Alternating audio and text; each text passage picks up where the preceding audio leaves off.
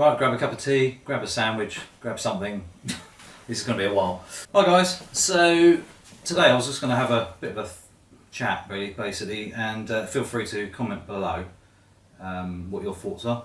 Because obviously it's my thoughts on the subject, so obviously you're going to have something maybe slightly different. So feel free to interact or whatever.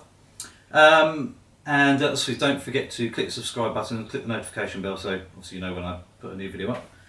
And today's video is going to be about the obsession with gear. So camera kit, so lenses, new camera bodies, tripods, flash guns, LED panels, whatever, anything to do with the technology we're using today. And I've actually written a few notes down, so I very rarely do this because I normally just either voice over or just blurt a load of crap off as I think of it. And that's why I go a lot. So anyway, so the obsession with kit, and it all sort of, for me anyway, started off when I was around about 12, something like that, and I had a Minolta, couldn't tell you what model it was, point and shoot 35mm camera. Nothing fancy, no autofocus, just point and shoot, push the button, it took a picture. I was very lucky to be on holiday, and I took a photo of this bay, in one of the Channel Islands, and basically I think it was called Albert's Bay or something like that. It was a fort, anyway, called Fort Albert, and basically a postcard company saw the image I had taken and basically bought the negative from me back in the film days, and that allowed me to afford a newer camera. Unfortunately it wasn't brand new, but it was this camera here, so a Pentax ME Super. As you can see now, it's actually a lamp. The shutter mechanism had failed, so it's now an ornament, but it's a good reminder of where I kind of started back then. So basically just a 35mm lens, f3.5, so not even that fast, fully manual. It has got a light meter, so basically didn't have to carry a light meter around with you. Other than that, very, very basic, but a good camera. And I will show you some of the photos I managed to take with that, some of the portraiture I did that with my friend Rosie, who I'm still friends with today. So a long period of time, which is obviously a long-term friendship, which is always nice to look back on some stuff that I actually created quite a long time ago now. So I mean, this camera is from 1984, so it's quite old compared to when I started. I think it was it's got to be the late 80s, early 90s. Hang on, yeah, sort of late 80s when I think I sold that negative. So anyway, so the gear thing. So buying the newest, the greatest, Sony A7R4 for example. Over an old Pentax, for example. That's how times have moved on. We've obviously gone from film into digital, and obviously went from DSLRs to mirrorless, and that's all progressing slowly.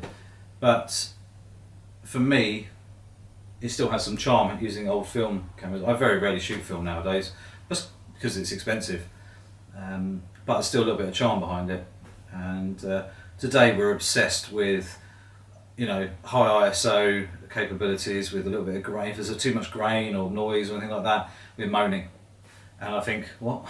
Why? We used to like it when we had cameras like this and we had black and white filming, and you'd have a little bit of grain. Oh, it adds to the look of the image.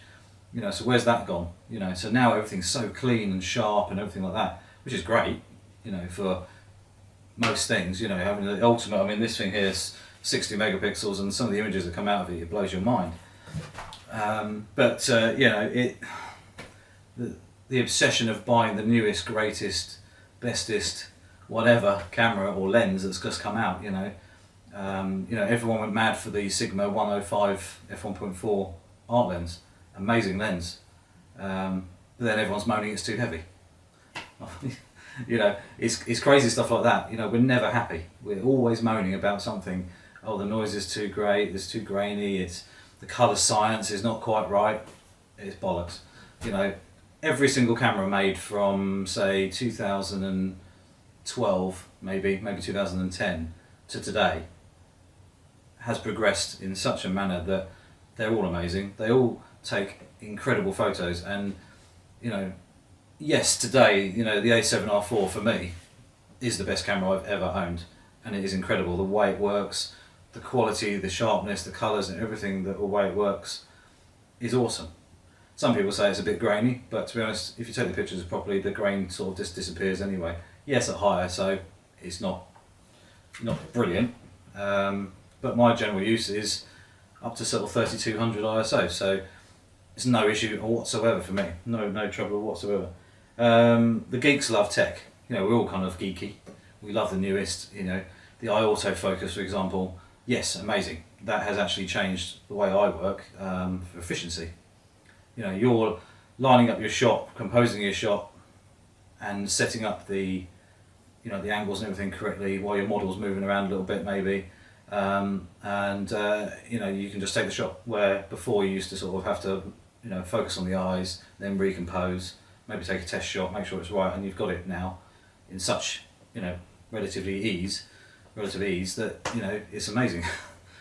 Yes, it has made photography much easier for people working, and I have noticed straight away, going from all these different cameras through the years up to the A7R4 now, that I'm now editing less and less and less, which is great, because one is time, and the fact that really we've got so obsessed now with filters. So you've got all the girls out there, I know some of the boys as well, Snapchat filters and Instagram filters and stuff like that, where it just changes everything. And now I'm actually going back towards this era where I'm actually editing less, and it's noticeable. It's noticeable. Everything looks more realistic.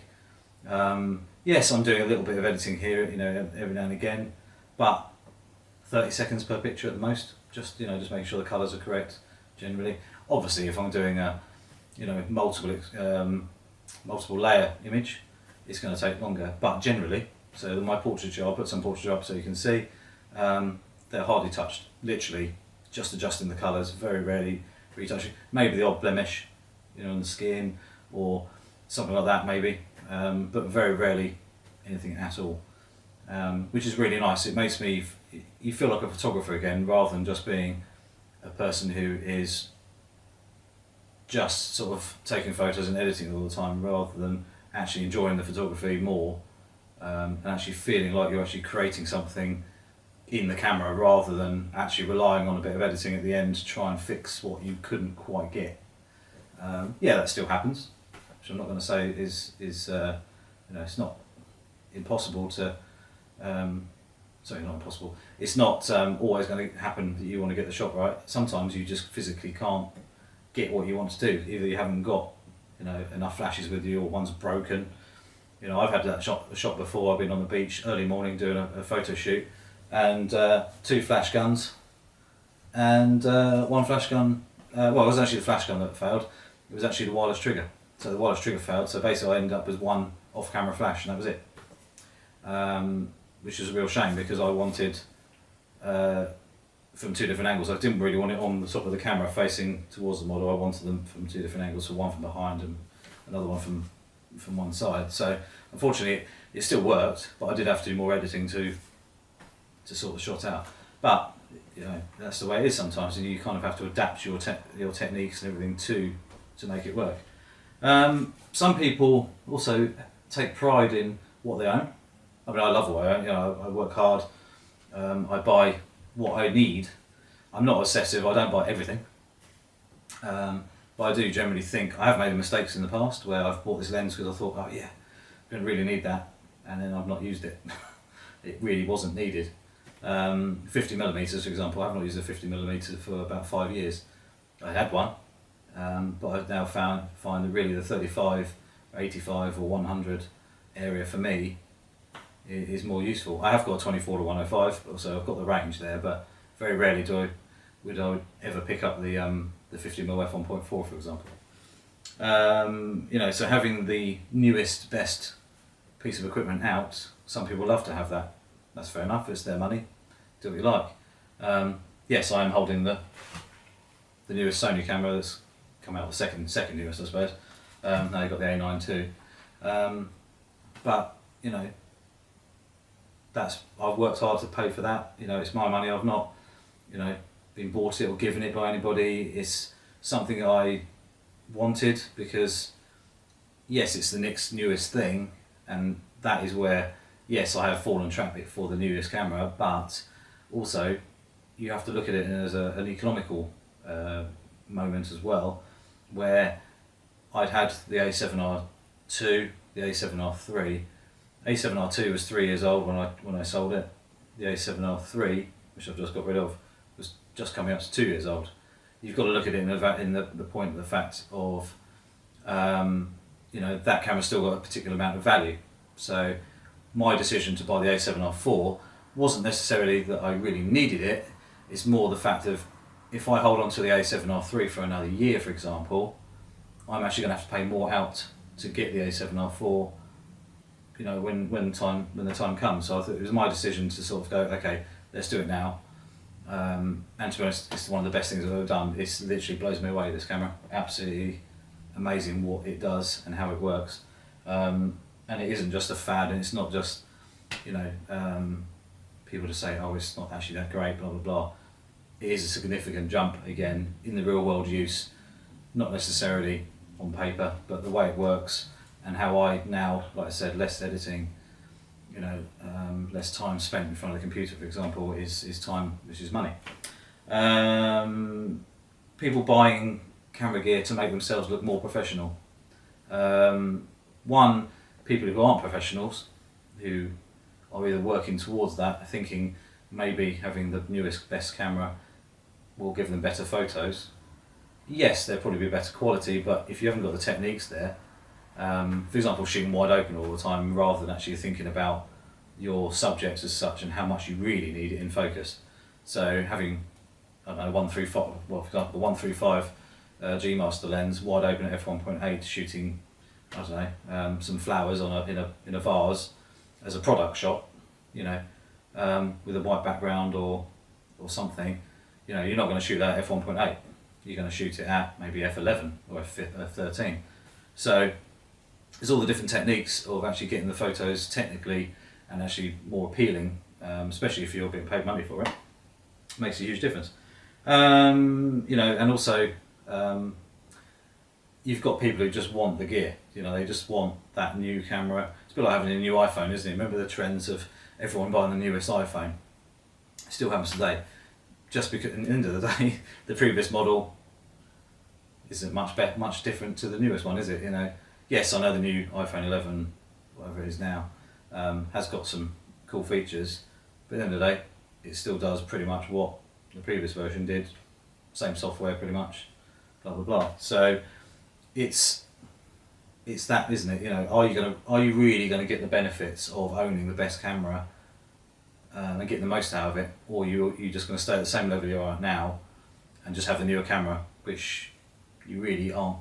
There's a lot of people aren't good enough to get the best out of the camera. You know, the experience they have doesn't equate to be able to make the most of that camera. So it's always difficult. You know, for me, it was definitely, like I say, that it was the money and the value of the previous camera that made me think about buying the A7R4, not the 60 megapixels or anything like that. It was more the fact that, you know, initial value. Like I say, it is okay to be obsessed with the kit. We love buying stuff. You know, we're humans and we do like to own nice things. Yes, some people can only afford a certain level, and you know, some people, which I'm not putting people down at all. This is not a you know, anything like that. It's the fact that certain people can only afford, I don't know, I'm going to talk Sony here because I know Sony, an A6000. But like I said before, they may be at that level where they don't need anything better than the A6000. Still a great camera, still takes amazing photos, but they don't need an A7R4, for example, because suddenly the difference in level means you need to buy better lenses, which suddenly the value of everything is massive, and you know, you need to start spending lots of money. But then for people, for hobbyists who, you know, just love taking photos, but they've got no interest of earning any money or, you know, anything like that, or progressing, you know, through the range as such. You know, something like the A6000 or A6400 or whatever, for the money is they're amazing value for money. You know, they're still quite a lot of money when you look at the cost of them and a couple of lenses. They're still quite, you know, into the sort of three figures eventually. But obviously, you're not pushing anywhere near as much as something like the higher end cameras. And it's not to do with that at all. I mean, one of the best cameras I've ever bought was the the RX10 Mark IV, and that's what I'm filming on now. You know, it's an all-in-one.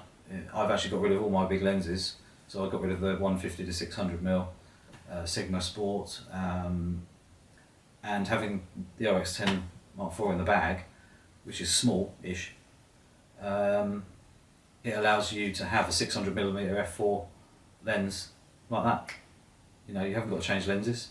The amount of times I used to walk around and you'd be like, shit, big lenses in the bag, and there's like, I don't know, could be a buzzard or, you know, a type of wildlife that's right in front of you, and you're like, I need a big lens on now. But by the time you've slowly taken your bag off and crouched down on the ground really slowly and everything, they just buggered off.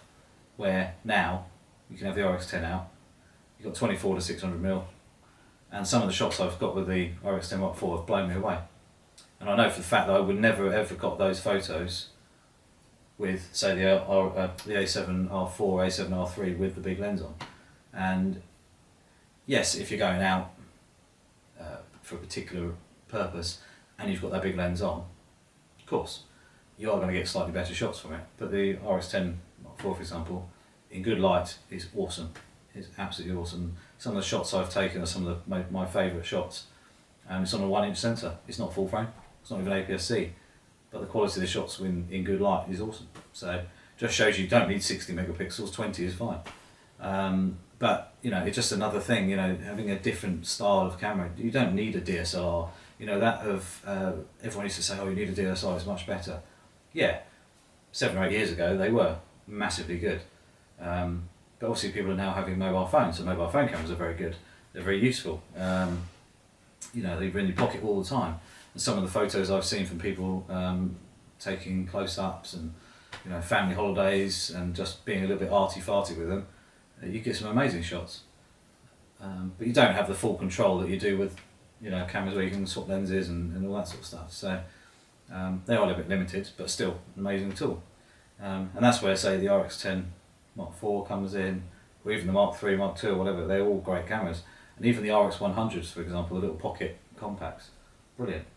You know, so you don't have to spend loads and loads of money to get amazing photos. It's more, you need to learn the techniques and you need to, you know, just practice. If you don't practice, I mean, if I stopped shooting for a month, you know, if I suddenly went, if I was really ill or something like that, you know, and I wasn't very well and you just couldn't be bothered, or you just, you know, resting and you're just tired and you had no energy to get out with the camera, or weather was awful or something like that stopped you taking photos, you get rusty like that, you know, a couple of weeks and you're forgetting things, you know. So you've got to constantly keep shooting. If you keep shooting, you're just going to learn more.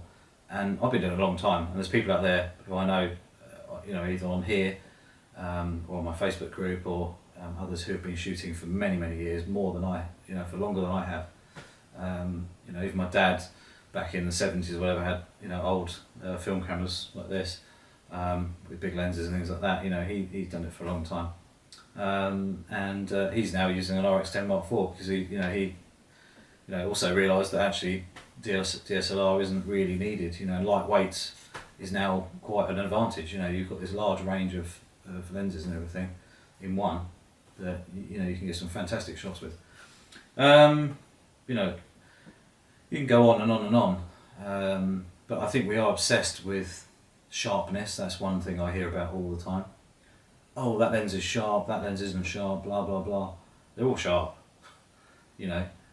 Some aren't quite as sharp wide open, but I think also that there's a misunderstanding a lot of the time between sharp and what's actually in focus.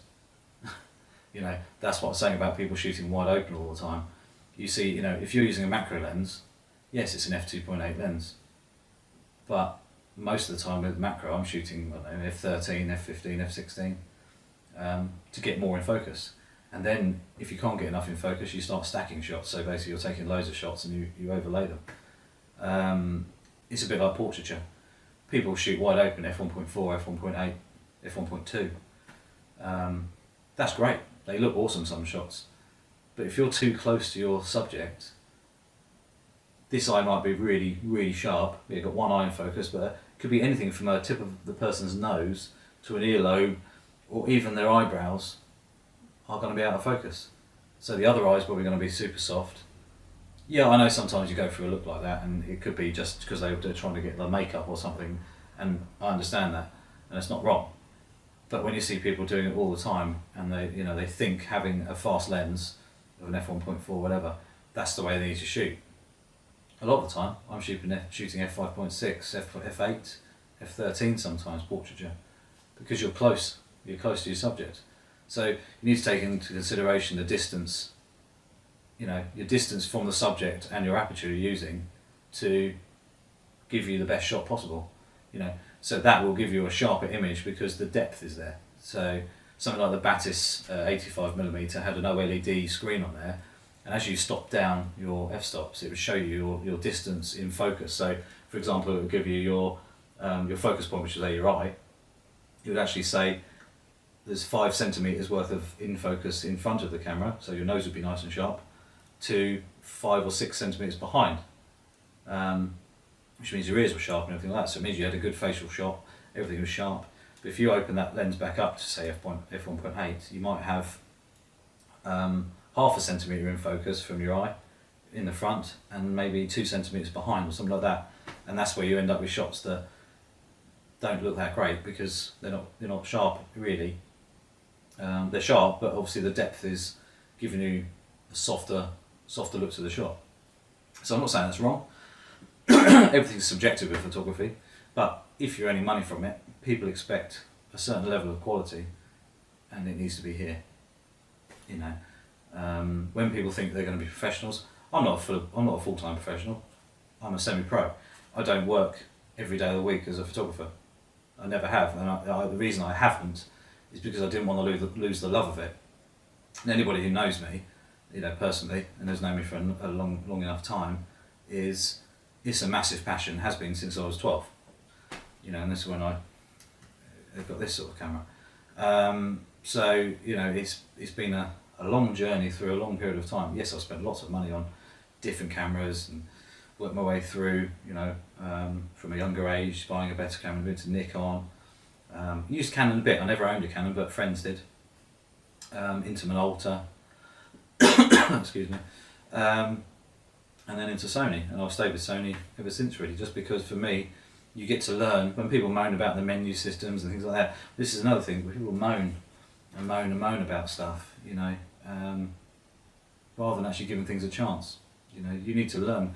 It's like if I drive my car and I know my car inside out.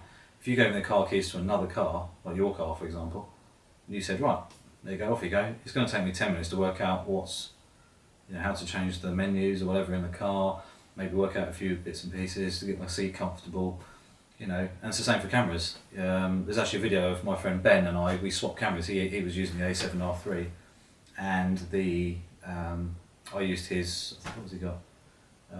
I'm probably wrong, Ben, but I think it was the 7D Canon, or 5D Mark II, or something like that, I don't know. I'm not that familiar with them, because I don't use them, but it was lovely to use, but I didn't know what the buttons did. I was, he had to give me a quick, this is how you change this and how you change that. I'm like, okay. But I just took pictures with it. I just adjusted the aperture and the shutter speed in manual, and that was it. Which is 90% of the time is all you need to do. So, well, we enjoyed using each other's cameras, and he really loved the Sony because they're more efficient.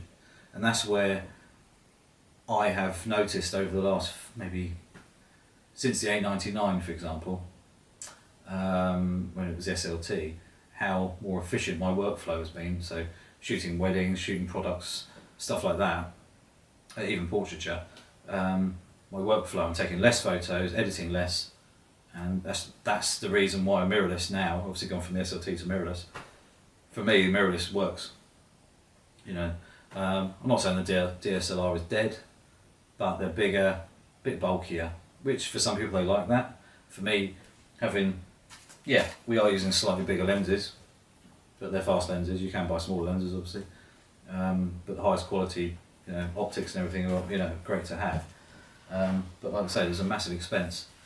But you don't necessarily need it. If I was to if this worked, if I was to stick a film in this and go out and shoot a photo shoot with it, I know for a fact I'm going to get some great shots.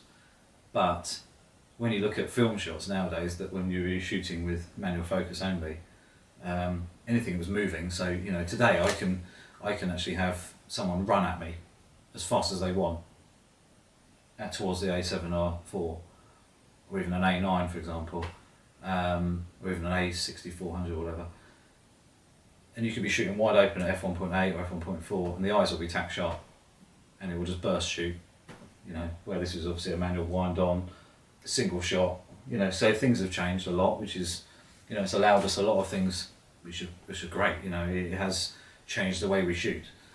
But we're obsessed. We are obsessed in many ways, which is not necessarily bad obsessed, but I think we moan a lot. And, I'm very appreciative of what I have. I've never expected anyone to give me anything. I've always worked hard for what I own. I think that's what we need to appreciate what we have more.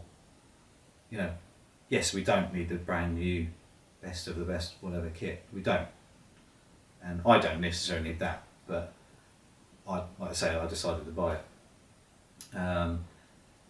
But having the previous camera would still produce amazing photos, and it's one of those things.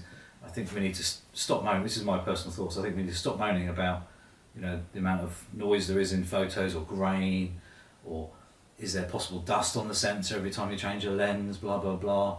It's all to do with techniques, turning the camera off, aiming the camera down before you change the lens, giving it a quick blow out before you put the lens on, stops the dust. If you're on the beach or something like that and you're changing lenses, try and get it in the bag and do it in there, it makes a huge difference. Weather sealing, yes, I took this and this got hit by a wave. And everyone's telling me, oh, blah, blah, blah, this, that and the other. Okay, it's not your camera. I appreciate what you're saying. It's absolutely fine. No issues whatsoever. That's a couple of weeks down the line. There's no troubles whatsoever. If it packs up, I have got insurance, or I'll send it away and pay for it myself and get it repaired if it's depending on the price.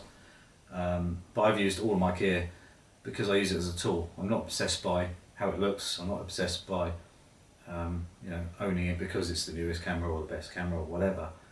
I use it as a tool. End of the day, if I wasn't in the water taking the shots I was taking, I wouldn't have got the shots. Someone did say to me, was it worth it? And I said, well, yeah, it was, because I got the photo. There's certain things you don't do. I mean, I wouldn't have gone swimming with it. I wouldn't have gone above my weight. I was only to my knees. It just happened to be one wave that came out of nowhere that got me. And it was only a light splash. It literally went over. It sort of splashed over the camera. So that's the way it is. So end of the day, it doesn't matter. I don't think. If we decide we're going to use an old Pentax, or we're going to use an old Rolly, or one of the newest cameras out, they all take photos, or your phone, they all take photos. And that's one thing I've always said, especially my Facebook group I've got, is I don't care what camera you use. I don't mind if you're using a Hasselblad or a Canon, a Pentax, Olympus, an old point and shoot, something from whatever. If you're a Sony user, Fuji, whatever, they're all manufactured to take photos. And like I said, anything from sort of 2010 to now is bloody amazing anyway. Even when I look back now, actually, and look at my Konica Minolta 7D shots, which I think were 2006 or 2006, something like that. They're still great. They're 6 megapixel shots. They still, some of the pictures I've taken on that are some of my favourite shots I've ever taken. And you look at the quality then to the quality of, say, the A7R4, for example, and the quality is nowhere near what it is like today. And they have got a kind of more grainy feel, and they kind of look a bit more film, even though they obviously grain on digital is different. but they kind of give you that more, more of a feel. And for example, the autofocus was nowhere near as fast. You didn't have the kind of burst rate you have. You didn't have video. Didn't have any video at all. And all these things have changed. And I think, it's a huge, I'd say blessing, but it's not a blessing. It's a huge, privilege that we have these pieces of equipment from Canon, from Nikon, from Sony, from Hasselblad, from whoever, Fuji, Pentax, even though Pentax didn't seem to ever do much. We're so lucky to have what we have. Some of GoPro, for example, having the little GoPro cameras that you can just stick on anything, or the drones now, DJI and all the Mavics and stuff like that. They can allow us so much freedom to do what we want, being artistic and creative with us. Some of the shots you can do with the drones now, you couldn't do with a helicopter. Or imagine paying £10,000 or $10,000 for an hour to rent a helicopter to get the photo or video that you wanted to get. Now you can just do it with a drone. So the technology is amazing because we have come so far forward, and I'm very happy that I'm alive now in this era, because in the day I've come from the 70s, 80s, 90s, 2000, 2019 kind of thing, and I've seen a lot change. And lots of other people as well, and I think the younger lot today, from the ages of sort of maybe year 2000 upwards, they're sort of hitting 18, 19 or 15, say 15, 16, 17, 18, 19, and they're buying these cameras. They kind of have no idea how easy it is now to get the photos that we get, compared to what these things were like. It was so easy to get your picture not quite in focus. You look at look at Vogue, so look up some old photos from Vogue from 1960s and 70s or whatever. Look how soft they are. They're not in focus. Their eyes aren't in focus because people are moving slightly. Your photographer moved in and out slightly, so the pictures aren't going to be as tack sharp as they are today. And that is one of the things that we're obsessed by. And it's perfection. And I think that's probably the biggest main word. The word perfection never exists. One, like I said, the depth thing, the sharpness, all that sort of stuff is someone's personal perception on it. I know, for example, for work and stuff like that, you need to really make sure it's bang on. But generalisation of someone being artistic, so if I just go and do a photo shoot for fun, the best, what shot I think is the best shot, someone might not like it at all, and someone might love one of those shots where I don't even think it's any good. So, it's art at the end of the day, and art is seen in many forms, it's just a case of loving what we do and just keep doing it, and keep shooting. You've got to practice. That's what I said. If I stop practicing, just for fun kind of thing, even if anything, don't go out when I've got some spare time. One, you feel like you're missing out, and two, you start to feel rusty. And I think that's the biggest thing I can say is, if you're getting into photography, you need to practice. Also listening to others. Everyone thinks they know more than they do quite often. I probably think I know more than I do, but we always can learn something from someone else. There's other people out there who know more than I do, but I know more than others. So if I can help people, I will try and help people. And the same for others. You should always try and work with others, and just be humble about it, because at the end of the day, it's not a competition. And I think with competitions, for example, I never really enter photographic competitions, because the judges can be so one-sided sometimes that, did that person win because they knew them? Or is it because they like kingfishers? If there's a kingfisher photo, for example, is it they like that because they really love the kingfisher, not because the other photo there was actually technically better? There's a lot in that. That's why I've never really entered a competition. And I think, it's good to maybe, but for me personally, I never really bother. But anyway guys, I could go on for hours and hours and hours and chat away crap, but that's my kind of thoughts on it. I think we are obsessed because we want perfection. I think that's the end of the sort of reality of it. and I know we strive to take the best photos we can. So all I can say is obviously keep aiming for that perfect shot, listen to others, help others with good advice, and just keep taking pictures. You know, if you can afford to buy a newer camera and you want a newer camera, but make sure you have enough reason to buy it. You know, buying the best camera out there is not necessarily going to give you a better photo than the camera you own now. So think very hard before you spend your money. You know, because maybe a better lens could have helped you out rather than a better camera. Right guys, so don't forget to subscribe, like I said at the beginning. If you've watched this far, I'll be highly amused.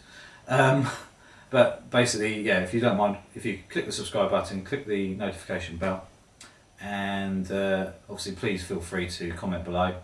I love hearing about what other people's views are. Like I say, this video is my kind of view on what I think. Everyone's entitled to their own opinion, obviously. What's right and what's right to someone else could be completely different, and I'm not going to judge anybody at all. But it's just my, like I say, my personal view. So anyway guys, don't forget to take another look at some of the other videos I've done. Like I say, feel free to comment on them as well, and be new videos coming soon. Okay, take care.